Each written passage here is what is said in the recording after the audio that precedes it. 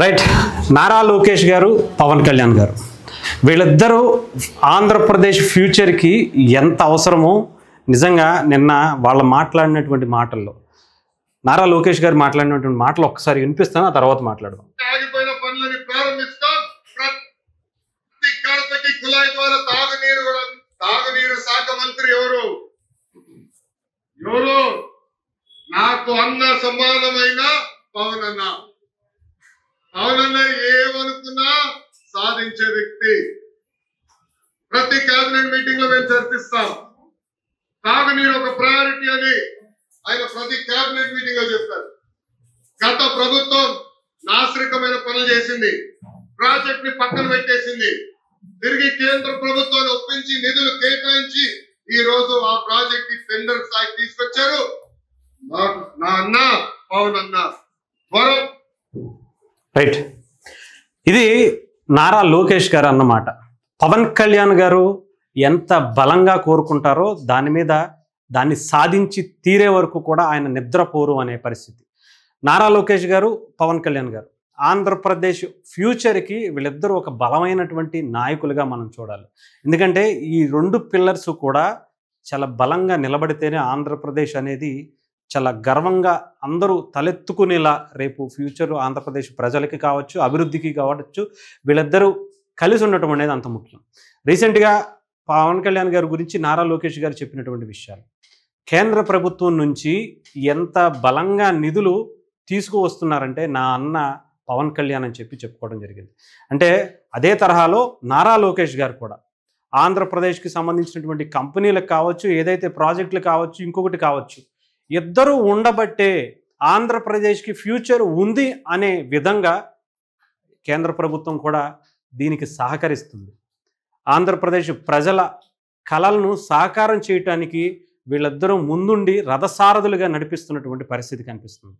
ఎవరు ఏమనుకున్నా వీళ్ళిద్దరి మధ్య ఎన్ని కుట్రలు పెట్టాలని ఏదో రకంగా వీళ్ళిద్దరి మధ్య, ముఖ్యంగా టీడీపీకి ఫ్యూచర్ నాయకుడిగా ఉన్నటువంటి నారా లోకేష్ గారి మీద లేదా జనసేన పార్టీ అధినేత పవన్ కళ్యాణ్ గారి మధ్య ఏదో ఒక రకంగా గ్యాప్ తీసుకురావాలి.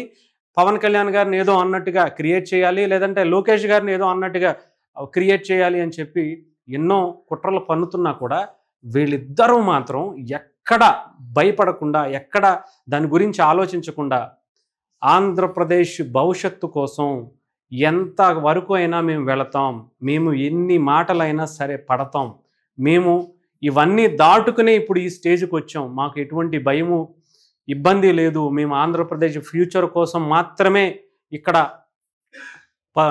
ఉంటున్నాం అని చెప్పడం. అంటే రేపొద్దున్న ఆంధ్రప్రదేశ్లో వీళ్ళిద్దరి భవిష్యత్తు ఎలా ఉంది అనేది పక్కన పెడితే వీళ్ళిద్దరి వల్ల ఆంధ్రప్రదేశ్ భవిష్యత్తు మాత్రం చాలా బలంగా ఉండబోతుంది అని కనిపిస్తూ ఉంది. సో రేపొద్దున్న నిజంగా వీళ్ళిద్దరు కలిసి ఒక చోట ముచ్చటించుకుంటున్నా అది ఒక సెన్సేషన్ అయిపోతుంది, ట్రెండింగ్ అయిపోతుంది.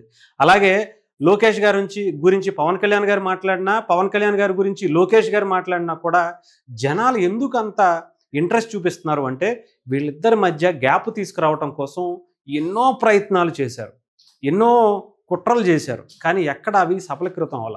ఈరోజు వీళ్ళిద్దరూ ఒకరినొకరు అన్నట్టుగా, అన్నా తమ్ములు అన్నట్టుగా అన్యోన్యంగా కనిపించడం చూస్తే ఒక్కొక్కళ్ళకి ఇంకా రాజకీయ భవిష్యత్తు లేదేమో వైఎస్ఆర్సీపీ పార్టీకి కావచ్చు, జగన్మోహన్ రెడ్డి గారికి కావచ్చు, నిజంగానే అనుకోవాలి.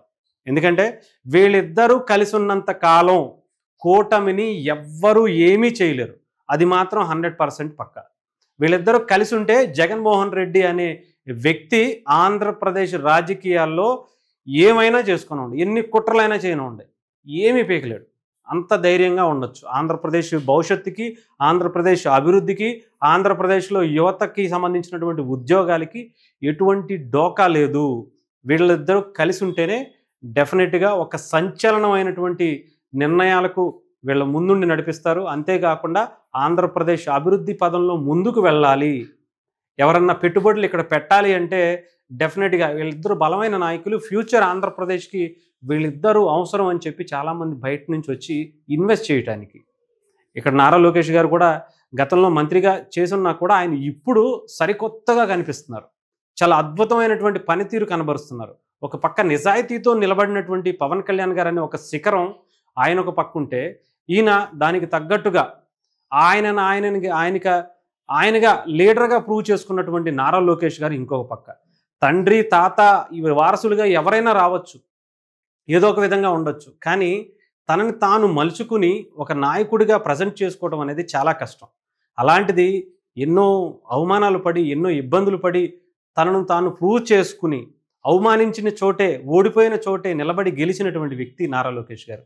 అలాంటిది వీళ్ళిద్దరూ కలయిక చాలా బలంగా ఉండబోతుంది ఆంధ్రప్రదేశ్ ఫ్యూచర్ అని మాత్రం అనుకోవచ్చు.